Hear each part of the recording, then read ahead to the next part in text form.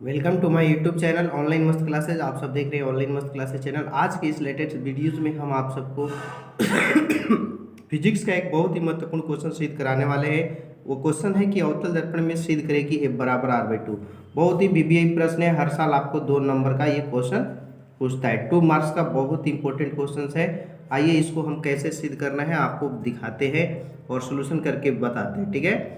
तो देखिए, सबसे पहले क्या करेंगे कि हम एक फिगर बनाएंगे, अवतल दर्पण बनाएंगे, ठीक है। ये आपका अवतल दर्पण होगा, ओके ना।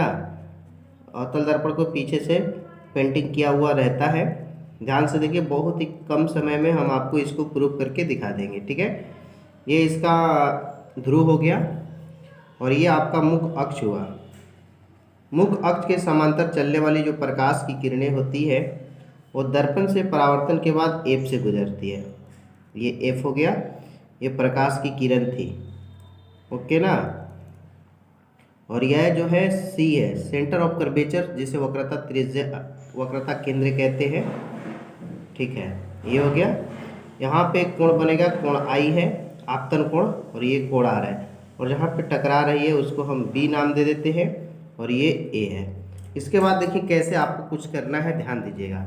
इसका सबसे पहले हल लिखेंगे, है ना। इस दर्पण को, पूरे दर्पण को M नाम देते हैं और लिखेंगे कि चित्र के अनुसार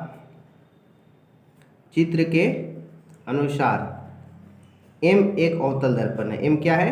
एक अवतल दर्पण है, ठीक है ना। M एक अवतल दर्पण है। थोड़ा ध्यान देना मेरे प्यारे स्टूडेंट, P से लेके F तक की दूरी को फोकस दूरी कहते हैं, ये F हो जाएगा यहाँ तक। और C से लेके P तक की दूरी को वक्रता त्रिज्या कहते हैं, जिसको R कहते हैं, ना। ये R हो जाएगा। चित्र के अनुसार M एक अवतल दर्पण है। अब इसमें आगे लिखेंगे, जिसमें ये जो AB प्रकाश की किरण है, AB प्रकाश की किरण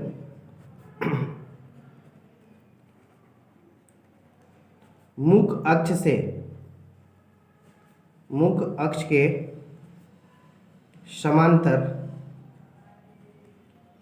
के समांतर चलती हुई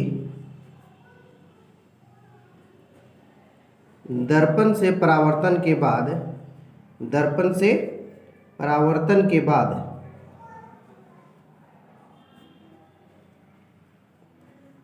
कहाँ से गुजर रही है? तो F से गुजरती है, ठीक है ना। F से गुजरती है। हो गया यहाँ तक। अब इसके बाद देखो मेरे प्यारे स्टूडेंट्स, क्या करना है। इसके बाद हम परावर्तन के नियम से, तो परावर्तन का नियम कहता है कि आपतन कोण परावर्तन कोण के बराबर होता है, यानी कि कोण I जो है किसके बराबर होगा? कोण R के। लिख लिया। कोण I को अगर पूरा नाम लिखना हो तो ऐसे लिखेंगे, ABC, यानी कोण ABC इक्वल टू, इस R को लिखना हो तो ऐसे लिख सकते हैं, CBF या FBC। तो यहाँ पे हम CBF लिख देते हैं। Equation number 1। अब मेरे प्यारे स्टूडेंट ये देखिए, ये जो कोण I है और यहाँ एक कोण बन रहा है ये वाला, ये दोनों आपस में बराबर होंगे एकांतर कोण से। तो उसी को हम लिखते हैं फिर से पुनः, कोण ABC जो है इक्वल टू किसके बराबर है? तो ABC जो है BCF के है। तो यहाँ पे कोण BCF लिख देते हैं। ये कैसे बराबर है? तो एकांतर कोण से, यहाँ हम एकांतर कोण लिख देते हैं। ये इक्वेशन नंबर 2 हो गया, ठीक है। यहाँ तक एकदम समझ में आया। अब समीकरण 1 और 2 से चलेंगे। समीकरण 1 तथा 2 से। अब मेरे प्यारे स्टूडेंट, गौर करने की बात है कि जब अगर LHS दोनों का बराबर है तो RHS भी बराबर होना चाहिए। LHS बराबर तो RHS बराबर, यानी कि CBF इक्वल टू हमारा होना चाहिए BCF। अब ये कोण है कहाँ? आइए हम फिगर में देखते हैं। तो मेरा फिगर में देखिए, कोण क्या था मेरे पास? CBF। कौन सा कोण है? CBF, यानी कोण B है और एक तरफ कोण C है। तो कोण B यहाँ है और कोण C यहाँ है। अब एक डायलॉग कहता है कि समान कोण की सामने की भुजा बराबर होती है। तो कोण B के सामने कौन सा भुजा है? तो C है, और कोण C के सामने कौन है? BF है, ठीक है। तो वही डायलॉग यहाँ पे लिखेंगे, चूंकि समान कोण की सामने की भुजा बराबर होती है, सामने की भुजा बराबर होती है, भुजा बराबर होती है। इसलिए हम क्या करेंगे कि अभी आपको दिखाएं कोण CBF, इसके सामने ये कोण होगा, इसके सामने हमारा कौन सा भुजा है, तो CF है, तो यहाँ CF लिख लेंगे।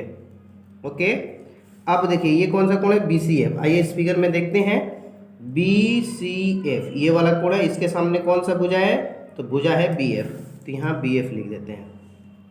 ओके, अब देखिए थोड़ा ध्यान दीजिएगा, यदि दर्पण का द्वारक का मतलब चौड़ाई होता है, यदि दर्पण का द्वारक छोटा कर दिया जाए, दर्पण का द्वारक छोटा कर दिया जाए तो बिंदु B जो है P के काफी नजदीक होगी, P के काफी नजदीक होगी। ऐसी स्थिति में अब मेरे प्यारे स्टूडेंट थोड़ा गौर करने की बात है, ये बिंदु B जो है यहाँ आ गया, बिंदु B जो है P के काफ़ी नज़दीक है, ठीक है ना, B P के काफ़ी नज़दीक है। दर्पण का ये चौड़ाई को ही द्वारक कहते हैं, ये जो चौड़ाई देख रहे हैं इसको द्वारक बोलते हैं, तो ये काफ़ी नज़दीक हो गया, यानी जो BF अब बोलेंगे आप, BF किसके बराबर हो जाएगा, PF के, इसलिए हम लिख सकते हैं BF इक्वल टू PF। इस BF को हटा के वहाँ पे हम PF भर देंगे, तो अब हम यहाँ पे ऐसे लिख लेंगे CF इक्वल टू PF। कोई भी दूरी जो होती है ध्रुव से नापा जाता है, तो यहाँ पे CF जो है, देखिए ये CF बीच का दूरी है, इस CF को हम लिखना हो तो टोटल दूरी लिख सकते हैं, जैसे कि टोटल लिख के PC में से किसको घटा देंगे, PF को, यानी CF के लिए लिख सकते हैं PC minus PF equal to PF। अब PC इक्वल टू PF, ये माइनस PF है, इधर आएगा तो प्लस PF, तो PC हो जाएगा और PF 2PF। अब थोड़ा सा ऊपर फिगर में देखते हैं कि PC का मान कितना है। तो देखो मेरे प्यारे स्टूडेंट, ये हमारा टोटल PC है और PC को हम क्या कह सकते हैं, R कह सकते हैं, और ये देखिए यहाँ से यहाँ तक PF है, PF को क्या कह सकते हैं, F, यानी कि PC को हम R कहेंगे और PF को F कहेंगे, यानी PC को R कहेंगे और PF को छोटा f कहेंगे, यानी R बराबर 2f। इसलिए हम आगे लिख सकते हैं f बराबर, ये जो 2 गुना में है इधर आएगा तो भागा में R/2। तो ये देखिए आपका प्रूफ हो गया, f बराबर R/2, ठीक है ना, ये प्रूव्ड हो गया।